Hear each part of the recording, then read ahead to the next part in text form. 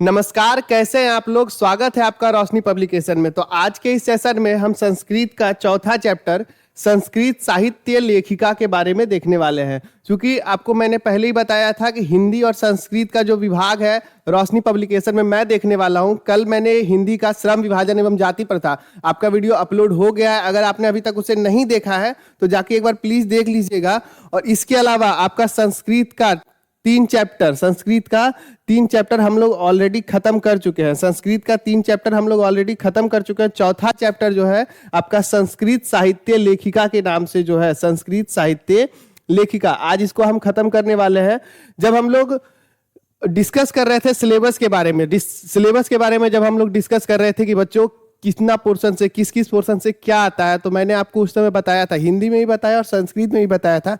हिंदी में आपका बुक से 45 नंबर आता है और संस्कृत में आपका बुक से 40 नंबर आता है। और मैंने आपको बताया था कि संस्कृत में आपका ज्यादा प्रॉफिट है। 12 चैप्टर से 40 नंबर आ जाना मतलब सिर्फ आपका 12 दिन का मेहनत, 12 या 14 चैप्टर जो भी हो, उतना आपका 14 दिन का मेहनत से अगर आप 40 नंबर स्कोर कर पा रहे हैं, 40 नंबर सिक्योर कर पा रहे हैं, तो ये आपके लिए एक बहुत बड़ी चीज होनी चाहिए, बहुत बड़ी खुशी की बात होनी चाहिए। क्योंकि देखिए संस्कृत से बच्चे भागते रहते हैं, भैया संस्कृत अच्छा से नहीं आता, संस्कृत में हमको डर लगता है, संस्कृत हम कैसे लिखेंगे, हम इंग्लिश ठीक है, मेरा मैथ भी ठीक है, साइंस ठीक है, सोशल साइंस ठीक है, तो मतलब हिंदी भी ठीक है, और लास्ट में संस्कृत में चूंकि इंग्लिश किसी का खराब होता है ना, तो 10 तक वो डरता नहीं है। 10 तक का उनका चलिए भैया इंग्लिश का मार्क्स नहीं जुटता है। लेकिन अगर आपका संस्कृत में प्रॉब्लम होता है, और संस्कृत चूंकि स्कोरिंग सब्जेक्ट है, अगर आप संस्कृत में स्कोर करते हैं ना, तो आपका जो ड्रीम होता है कि भैया मेरा 450 मार्क्स आ जाए, 90% प्लस करे, तो ये सब ड्रीम आपको बिना संस्कृत का पूरा नहीं हो सकता। और संस्कृत का जो आपका हाफ नंबर होता है, लगभग 40 नंबर जो आपका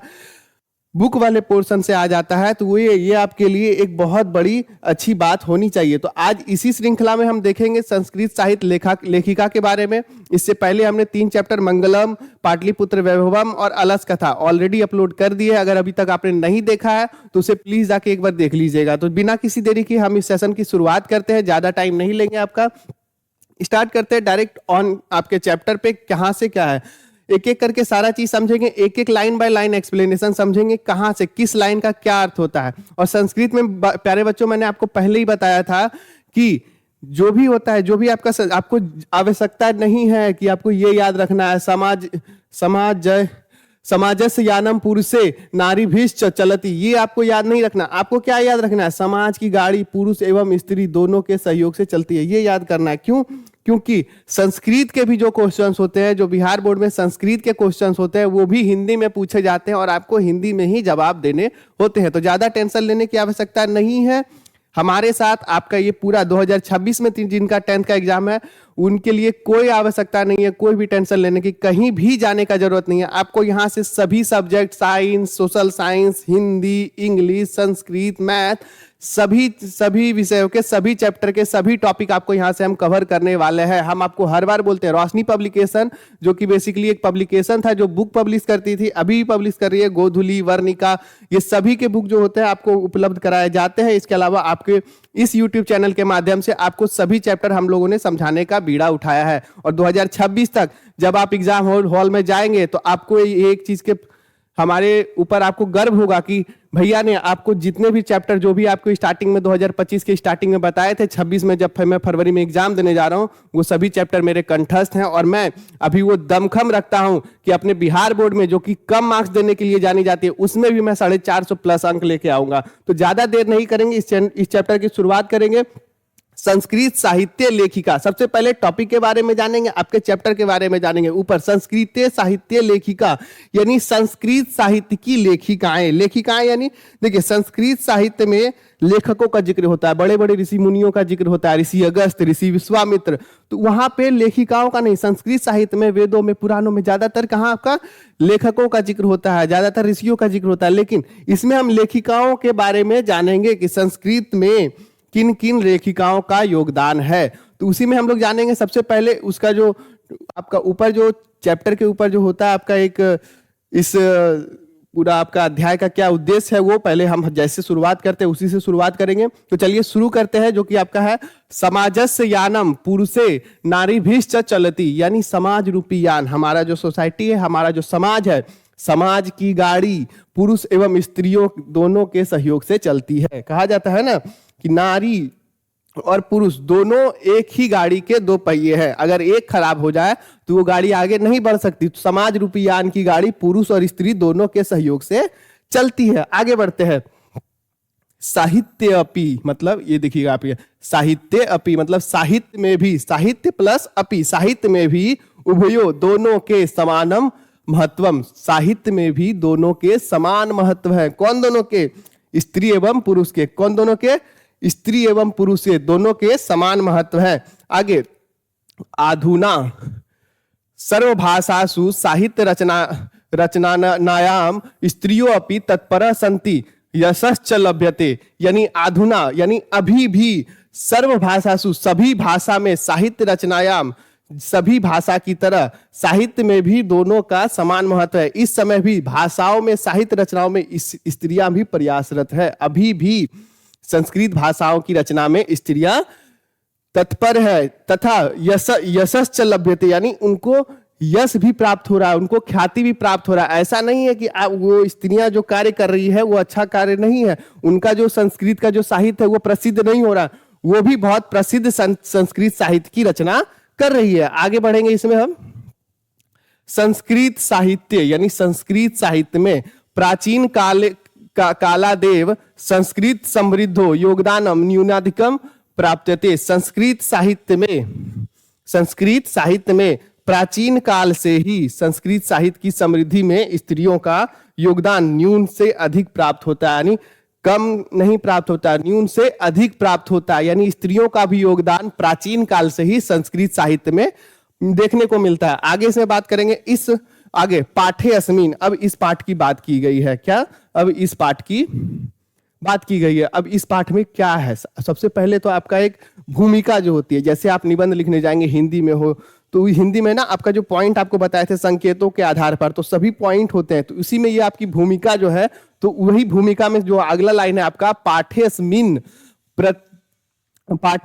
ति प्रसिद्धानाम लेखिका नामेव चर्चा वर्तते येन साहित्यानिधि पूर्णे तासा योगदानम ज्ञायते। इस पाठ में अति प्रसिद्ध लेखिकाओं की चर्चा है।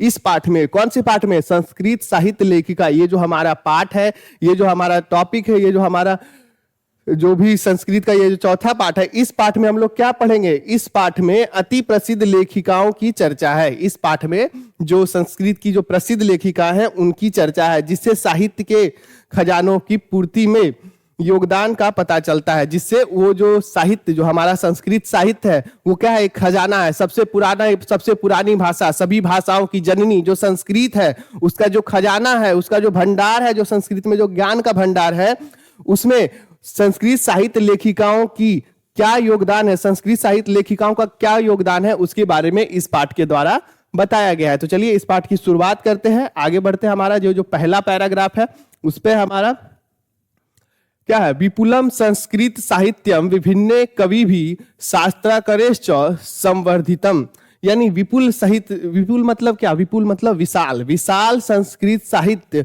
विभिन्न कवियों एवं शास्त्रकारों से संवर्धित है। जो हमारा विशाल संस्कृत साहित्य है, विशाल जो ज्ञान का भंडार है जो संस्कृत का है, वो कई कवियों एवं रचनाकारों से संवर्धित है, यानी संवर्धित यानी संरक्षित है। क्या है आपका? संवर्धितम यानी संरक्षित है, उनका विकास किया गया एवं उनका संरक्षण किया गया। आगे, वैदिक कालादारभ्यम शास्त्रानाम कव्यान च रचने संरक्षणे च यथा पुरुषा दत्तचिता अभवन् तथैव स्त्रियो अपि दत्तवानम प्राप्यन्ते। अब वैदिक कालादर्भ्यम यानी वैदिक काल से ही, जो सबसे पुराने काल से ही, वैदिक काल से ही, सबसे पहले क्या? प्राचीन काल के बाद जो वैदिक काल आता है, वैदिक काल से ही शास्त्रों एवं कवियों की रचना तथा संरक्षण जिस प्रकार पुरुषों के द्वारा किया गया है, जो कि हम लोगों को, जैसे देखिए हम लोग क्या है, पुरुषों के बारे में ज्यादा पढ़े हैं संस्कृत साहित्य में, तो वैदिक काल से ही जिस प्रकार संस्कृत का संरक्षण एवं उसका रचना पुरुषों के द्वारा किया गया है, वही संरक्षण एवं रचना, उसी प्रकार का योगदान स्त्रियों का भी है। उसी प्रकार की स्त्रियां भी उनका सावधान दिखती है, उसी प्रकार का योगदान हमारे स्त्रियों के द्वारा भी देखा जाता है। आगे पढ़ेंगे।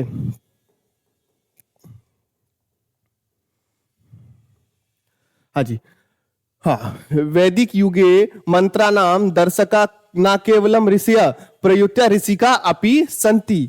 अब वैदिक युग के जो मंत्र हुए हैं, वैदिक युग के जो मंत्र हैं, हमारे जो वेद, जो आपके कौन से वेद, वेद कितने हैं? 4 हैं। जब मैंने आपका मंगलम पढ़ाया था उसी समय आपको बताया था वेद 4 और पुराण कितने? पुराण 18, उपनिषद 108। तो ये सब मैंने आपको बताया था। तो वैदिक युगे मंत्रम दर्शका न केवलम ऋषिय प्रयुक्ता ऋषिका अपि संति, यानी वैदिक युग के जो मंत्र हैं उनकी जो रचनाएं हैं कहाँ पे है?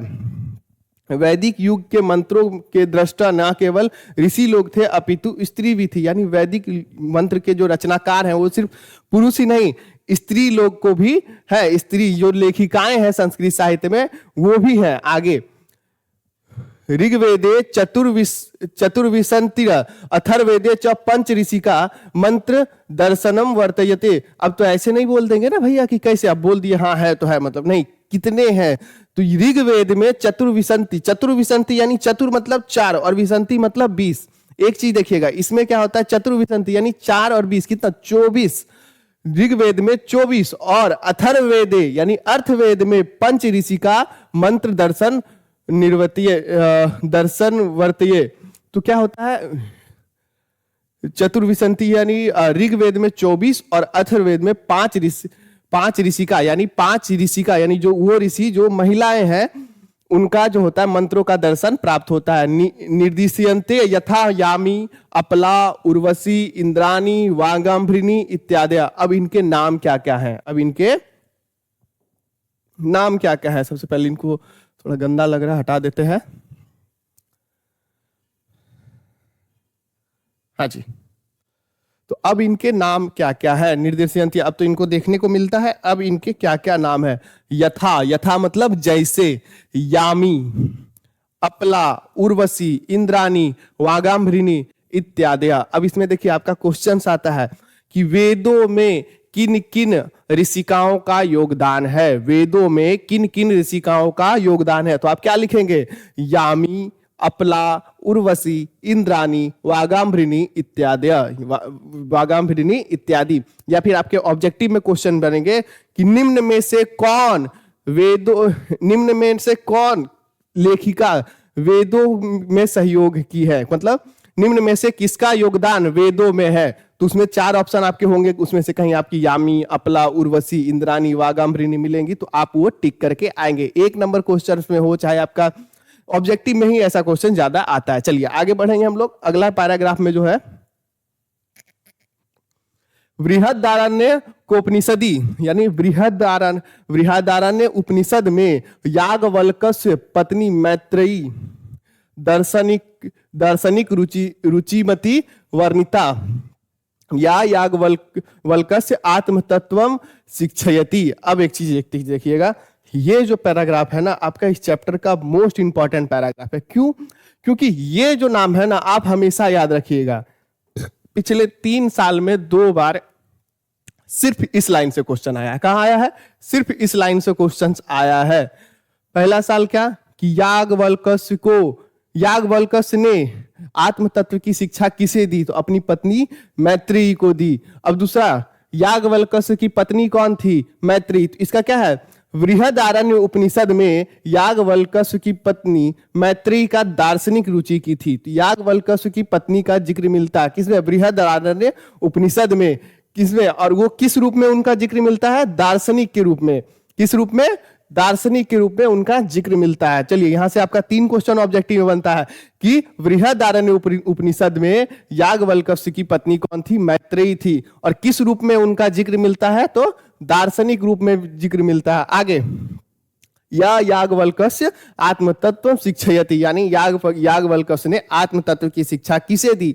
ऑप्शन में 2 चीज हो सकता है, या तो अपनी पत्नी को, अपनी बहन को, अपनी पुत्री को, या अपने पुत्र को। ये 4 ऑप्शन इस तरह भी हो सकता है, या फिर नाम भी हो सकता है कि मैत्रेयी, गार्गी। तो इस तरह में आपका क्या ऑप्शन सही होने वाला है? मैत्रेयी आप इसमें कर सकते हैं। चलिए आगे बढ़ेंगे इसी में। जनकस्य सभायाम शास्त्रार्थ कुशला गार्गी वाचन कवि तिष्ठति समा। अब जनक की सभा में राजा जनक, मिथिला का कन कन खिला, वो तो मिथिला, और मिथिला के जो मिथिला की जो क्या बोलते हैं उसकी राजकुमारी थी, वो कौन थे? माता सीता, और सीता के पिता कौन?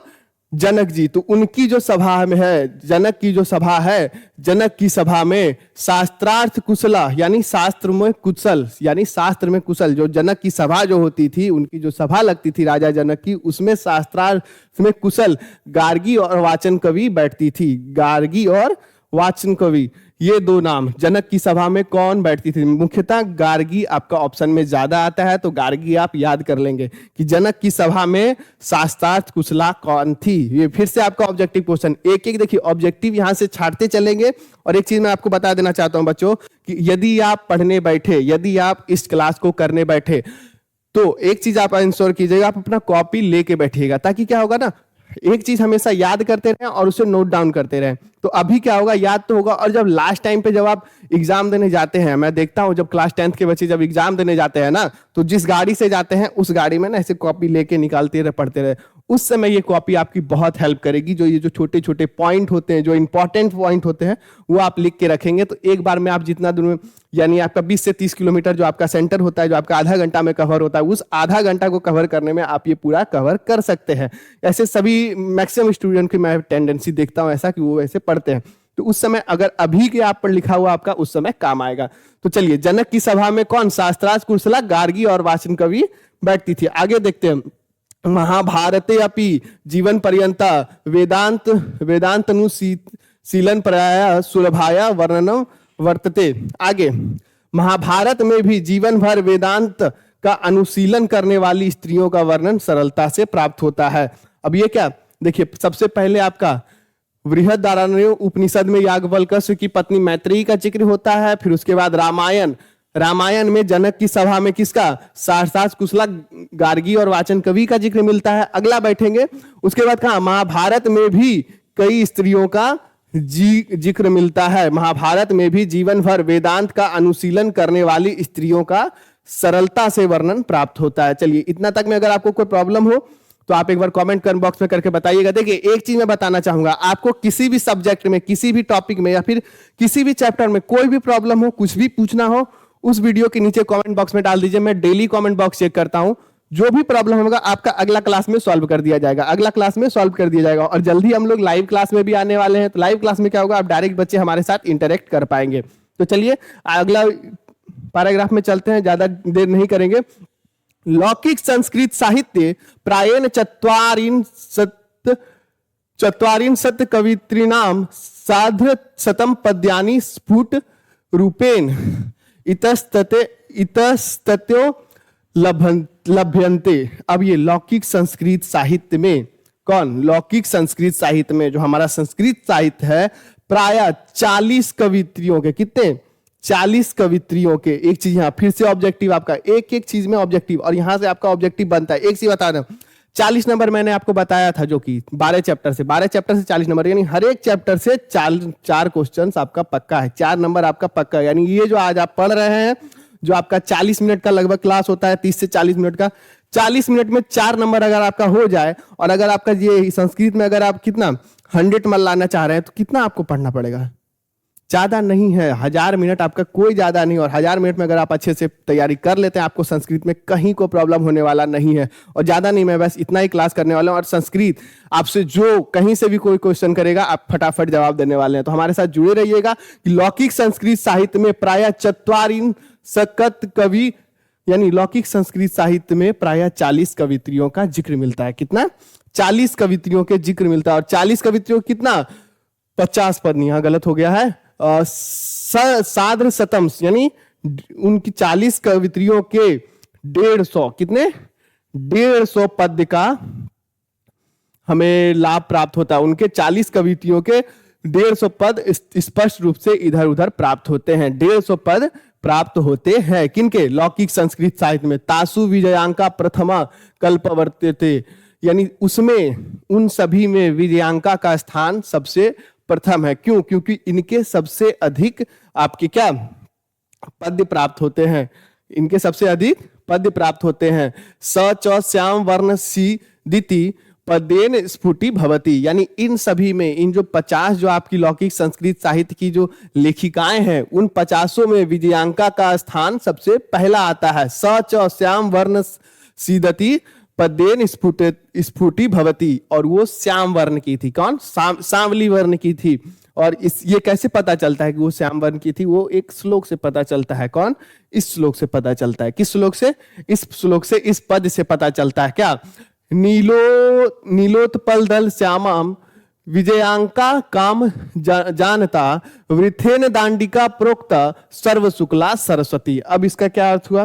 तो इसका अर्थ हुआ नील कमल की पंखुड़ी के समान श्याम वर्ण विजयांका नाम की कवित्री, नील कमल की पंखुड़ी के समान श्याम वर्ण विजयांका नाम की कवित्री को जाने बिना ही, यानी विजयांका एक ऐसी लेखिका थी, मतलब कह सकते हैं ना कि यहाँ पे आपकी कुल 40 कवित्रियों के 150 श्लोक में सबसे जो प्रथम स्थान आता है, जो कि विजयांका के, इनको संबोधित करते हुए लिखा गया है कि नील कमल की पंखुड़ी के समान श्याम वर्ण विजयांका नाम की कवित्री को जाने बिना ही दांडी ने कहा है। दांडी कौन है? दांडी माता सरस्वती के स्वरूप का वर्णन करते हैं। दांडी माता सरस्वती के स्वरूप का वर्णन करते हैं, और वो विजयांका को जाने बिना ही माता सरस्वती को कहते हैं। माता सरस्वती को क्या कहते हैं? सर्व शुक्ला सरस्वती, सर्व शुक्ला सरस्वती कहते हैं। यानी माँ सरस्वती क्या है?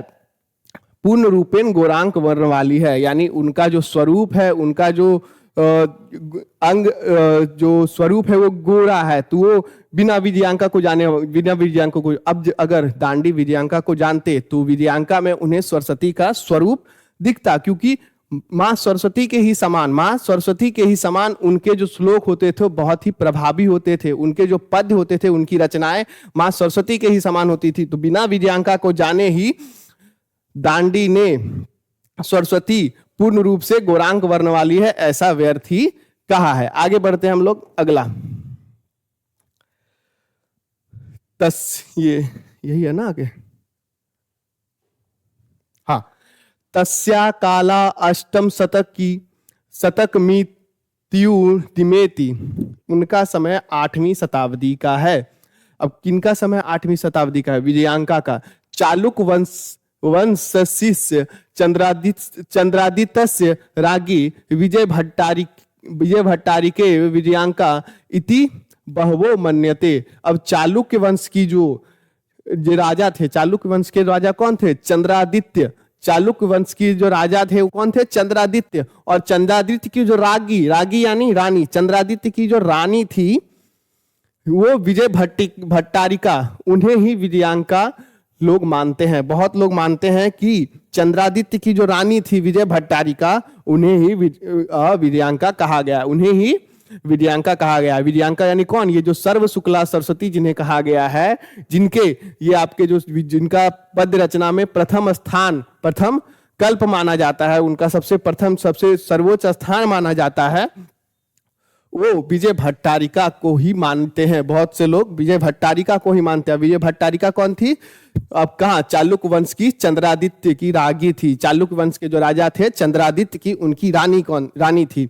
अब क्या फिर से यहां से एक क्वेश्चन बनता है। अब याज्ञवल्क्य की पत्नी कौन? मैत्री। लेकिन चंद्रादित्य की जो पत्नी थी वो क्या है?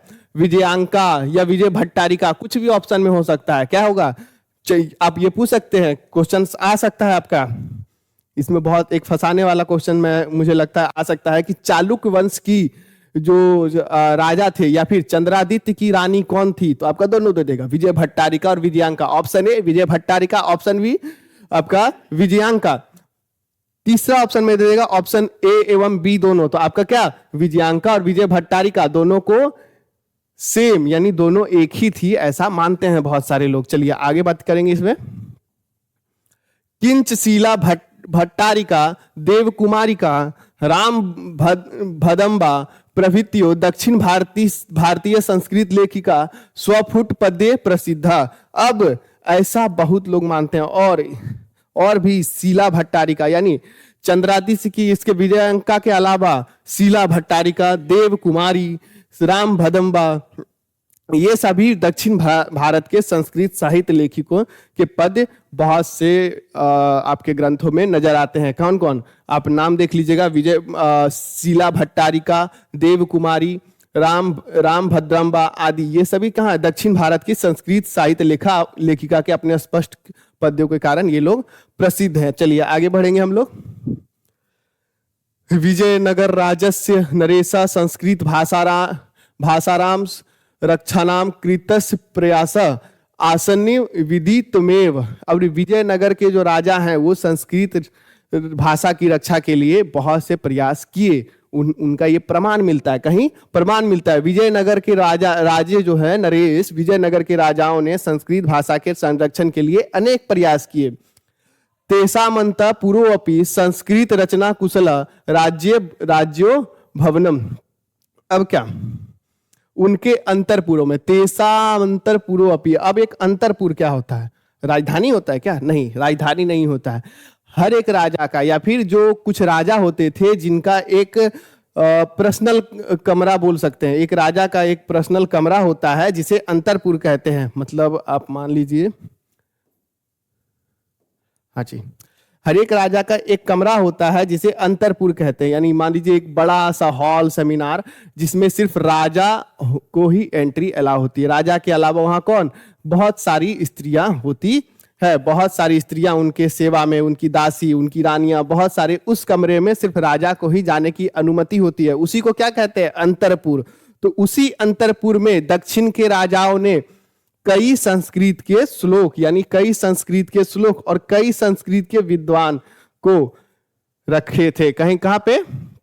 तेसा अंतरपुरोपि संस्कृत रचना कुशला राज्यो भवना। अब ये कहा, जो उनके अंतरपुर में कई संस्कृत रचना में निपुण रानियां थी। उनके जो अंतरपुर थे, उनके जो आप एक तरह से बोल सकते हैं उनका जो पर्सनल जो सभा होती थी, जिसमें सिर्फ लेडीज होती थी, जिनके सिर्फ महिलाएं होती थी, उनके कई निपुण रानियां भी थी वहां पे। आगे बढ़ बात करते हैं कंपारन रायस्य। अब ये कंपारन रायस का चतुर्दश शतकम, यानी कंपारन रायस, यानी कंपन राय, यानी कंपन राय, जो कि 14वीं शताब्दी में, कब? 14वीं शताब्दी, यानी 1301-2 से 1399 के बीच में, यानी 14वीं शताब्दी की में कौन? रागी गंगा देवी। अब तीसरी पत्नी आ गई यहाँ पे। देखिए यहाँ पे 3 लोगों की पत्नी आ चुकी है अभी तक। पहला याज्ञवल्क्य की पत्नी मैत्रेयी, दूसरी आपकी जो विजयांका है, तीसरी आपकी कौन? कंपा राय की पत्नी गंगा देवी।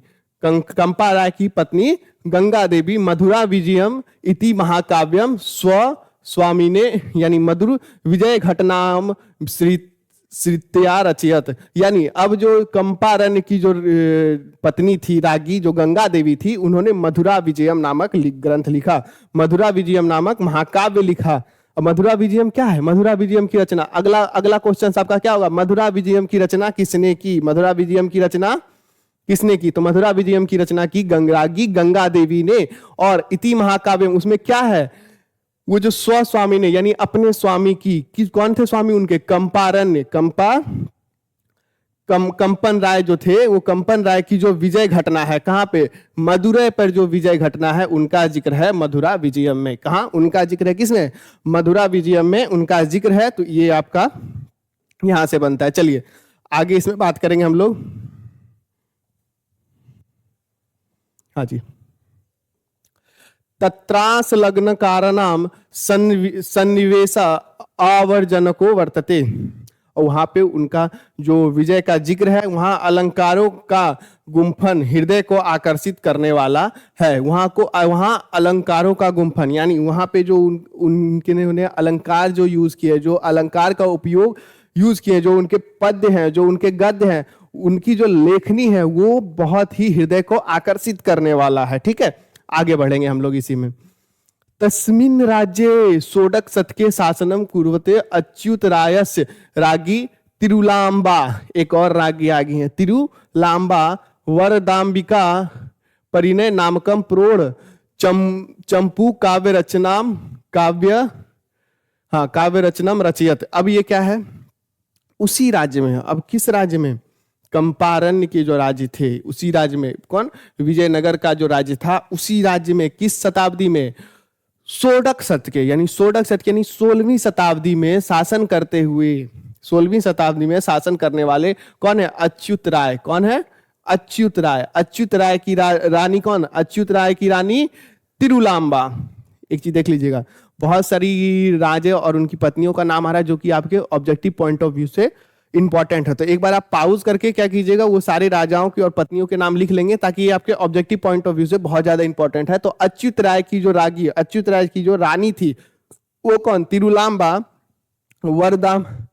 तिरुलांबा ने वरदाम्बिका परिणय नामक प्रोढ़ चंपू काव्य की रचना की। ये वरदाम्बिका परिणय नामक प्रोढ़ चंपू काव्य की रचना की। तस्य संस्कृत गद्य से छठा समस्त पद वालया ललित पद विन्यासेन चात्वी शोभते। अब इसका अर्थ क्या हुआ, वहां संस्कृत के गद्य की छटा सामसिक पद वाली एवं सुंदर पद विन्यास के कारण अत्यंत शोभा को प्राप्त करती है। अब इनकी भी जो रचना है, इनके जो पद्य की जो रचना है, इनके जो इनका तो गद्य का रचना है, तो वहां संस्कृतिक गद्य की छटा। अब ये क्या गद्य के रूप में है, देखिए हिंदी में मैंने आपको बताया था कि गद्य और पद दो अलग अलग चीज होती है। इनका जो था ये पद्यात्मक था, क्या, मधुरा विजय में, और ये क्या गद्यात्मक जो है आपका जो है वो इनका गद्य जो है आकर्षित करने वाला है। ये जब आप पढ़ेंगे उनकी जो आपकी वरदाम्बिका परिणय, तो उसमें आपको इनका गद्य बहुत ही आकर्षित करेगा। ठीक है, संस्कृत साहित्य प्रयुक्तम दीर्घतम समस्त पद मपि तत्रैव लभ्यते। संस्कृत साहित्य के में प्रयोग किया गया लंबा लंबा सामसिक पद वहां ही प्राप्त होता है। अब एक चीज देखिए, गद्य खंड में ही ना बड़े बड़े लाइन हो सकते हैं, पद्य खंड में क्या होता है, छोटे छोटे श्लोक होते हैं, छोटे छोटी लाइन होती है। गागर में सागर भरा जाता है, लेकिन किसी चीज को विस्तार से बताना उसे गद्य कहते हैं। तो संस्कृत साहित्य में जो बड़े बड़े विस्तार के जो श्लोक मिलते हैं, बड़ी बड़ी जो लाइनें मिलती, वो किनकी है, वो है आपकी अच्युत राय की पत्नी तिरुलांबा की। अच्युत राय की पत्नी तिरुलांबा की। आपका यहां से भी क्वेश्चन बन सकता है कि संस्कृत साहित्य में, संस्कृत साहित्य प्रयुक्तम दीर्घतम समस्त पद मपि तत्रैव लभ्यते, यानी दीर्घतम जो पद है वो किनके हैं, वो किनके हैं, अच्युत राय की पत्नी तिरुलांबा के हैं। चलिए आगे बढ़ेंगे लोग। यहां तक अगर आपको कोई भी प्रॉब्लम हो कमेंट बॉक्स में जरूर बताइएगा कि इस यहां पे आपको कुछ समझ में नहीं आया है। चलिए अगला जो हमारा वीडियो आएगा, सबसे पहले हम डाउट सेशन ही लेंगे या फिर सबसे एंड में। तो एक सेशन हम लोग डाउट में ही रखेंगे जो कि आपका अगला वीडियो में होगा। वैसे तो आपको कोई डाउट नहीं होना चाहिए, आपको यहां से, क्योंकि एक एक लाइन का आपका यहाँ पे मैं बता रहा हूं। आगे बढ़ते हैं इसी में। यहां तक आपका कंप्लीट हो गया। अगला, आधुनिक काले यानी वर्तमान समय में अभी संस्कृत लेखिकासु। आधुनिक काल मतलब देखिए अभी का जो समय चल रहा है, वर्तमान काल का जो समय चल रहा है, आधुनिक काले संस्कृत लेखिकासु पंडिता क्षमाराव। एक चीज और देखिएगा, मस्ट क्वेश्चन आता है, आधुनिक काल में संस्कृत साहित्य की लेखिका में किसे, कौन प्रसिद्ध है, तो कौन है, पंडिता क्षमाराव। कौन है, पंडिता क्षमाराव। अब ये कौन, 1890 से 1953। अब ये क्या है, 1890 में उनका जन्म हुआ था, 1953 में इनकी मृत्यु हुई थी। तो ये इनका जो है इरा बताया गया है कि पंडिता क्षमाराव कौन, आधुनिक संस्कृत काले संस्कृत लेखिकासु पंडिता क्षमाराव नामधेय विदुषी अति प्रसिद्ध। आधुनिक काल में पंडिता क्षमाराव नामक विदुषी यानी कौन, देखिए विद्वान होता है मेल के लिए, विद्वान होता है आपके पुरुष के लिए, लेकिन विद्वान का है स्त्रीलिंग रूप क्या, विदुषी। मतलब आधुनिक समय में पंडिता क्षमाराव नामक विदुषी यानी विदुषी बहुत प्रसिद्ध है। तया स्वपितु शंकर पांडुरंग पंडितस्य महतो विदुषो जीवन चरित्रम शंकर चरित्रम इति रचितम। अब इन्होंने शंकर पांडुरंग जो कि इनके पिताजी थे, कौन थे, इनके पिताजी थे, और ये कि पंडिता क्षमाराव के पिताजी का क्या नाम, शंकर पांडुरंग। इनके जीवन चरित्र पर इन्होंने शंकर चरित्रम की रचना की। शंकर पांडुरंग जो कि इनके पिताजी थे, उनके समस्त जीवन पर उनकी जीवनी लिखी जो कि शंकर चरित्रम के नाम से प्रसिद्ध हुआ, और ये बहुत प्रसिद्ध हुआ। तो क्या शंकर चरित्रम की रचना किसने की, पंडिता क्षमाराव ने। चलिए आगे इसी में बढ़ते हैं। गधिंद दर्शन प्रिय भवती स सत्याग्रह गीता मीरा हलरी कथा मुक्त वाली विचित्र परिषद यात्रा ग्रामोज्योति इत्यादिना अनेकानि गद्य पद्य ग्रंथनाम प्रवीयते। गांधी दर्शन से प्रभावित होकर इन्होंने सत्याग्रह गीता यानी गांधी दर्शन प्रभाविता स सत्याग्रह गीता यानी गांधी दर्शन से प्रभावित होकर यानी गांधी के विचारों से प्रभावित होकर, महात्मा गांधी के विचारों से प्रभावित होकर इन्होंने सत्याग्रह गीता, मीरा सत्याग्रह गीता लिखी। इसके बाद मीरा लहरी, कथा मुक्त वाली, विचित्र परिषद यात्रा, ग्राम ज्योति आदि अनेक ग्रंथ पद्य ग्रंथों की रचना की। अनेक गद्य एवं पद्य दोनों प्रकार के ग्रंथों की रचना की। चलिए आगे बढ़ते हैं, कहां तक हम लोगों ने हो गया था।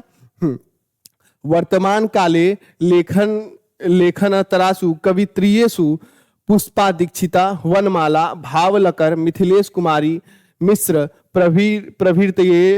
प्रभृतयोनिदं संस्कृत साहित्यम पूरयन्ति। यानी वर्तमान काल में, अभी के समय में, जो हमारा आधुनिक के बाद जो अभी रिसेंटली टाइम जो चल रहा है, उस समय क्या हो रहा है, ये बदल गया क्या, हाँ, उस समय क्या हो रहा है, संस्कृत लेखनतासु कवित्रीसु कौन कौन कवित्री हैं, पुष्पा दीक्षित, वनमाला, पुष्पा दीक्षित, इसके अलावा वनमाला, उसके बाद भावलकर, मिथिलेश कुमारी मिश्र आदि प्रतिदिन संस्कृत साहित्य को पूर्ण कर रही है। यानी वर्तमान समय में ये सारी जो लेखिकाएं हैं, जो कौन कौन है, पुष्पा दीक्षित, वनमाला, भावलकर आपका, और इसके बाद मिथिलेश कुमारी मिश्रा आदि प्रतिदिन संस्कृत का पोषण कर रही है, संस्कृत को आगे बढ़ा रही है। कौन, ये सारी कवित्रियां। तो संस्कृत साहित्य लेखिका में ये आपका पूरा चैप्टर है, जो कि उम्मीद है आपको अच्छे से समझ में आया होगा। कोई भी अगर डाउट हो, किसी भी चैप्टर से डाउट हो, हिंदी संस्कृत, आप कमेंट बॉक्स में जरूर पूछिएगा, या फिर आपको किसी भी सब्जेक्ट में डाउट हो, हमारे सारे टीचर आपके लिए सजग है, आपके लिए समर्पित हैं। तो आप जो भी वीडियो में आपको कोई भी अगर डाउट हो, कहीं से अगर कोई भी क्वेश्चन हो, किसी भी प्रकार का क्वेश्चन हो, आप एक बार प्लीज कमेंट बॉक्स में जरूर कमेंट करके आप पूछ सकते हैं। ये वीडियो आपको कैसा लगा, ये भी आप कमेंट बॉक्स में हमारे साथ कमेंट बॉक्स में शेयर कर सकते हैं। इसके अलावा रोशनी पब्लिकेशन, जो कि आपका पब्लिकेशन है बेसिकली, वो बहुत सारे बुक, जो भी हमारा बुक मार्केट में लॉन्च हो चुका है पिछले 17 वर्षों से, हमेशा आपके लिए बुक लॉन्च करते हैं। ये आप हमारा एक नया सेगमेंट था यूट्यूब के जरिए, जो कि आपका जो भी आपका बुक हो, जो जहां तक हमारी शिक्षाएं नहीं पहुंच पाती है, जहां तक हमारे बुक ना पहुंच पाए, वहां तक ये वीडियो पहुंच पाए, क्योंकि डिजिटल हो गया है सब कुछ, ठीक है।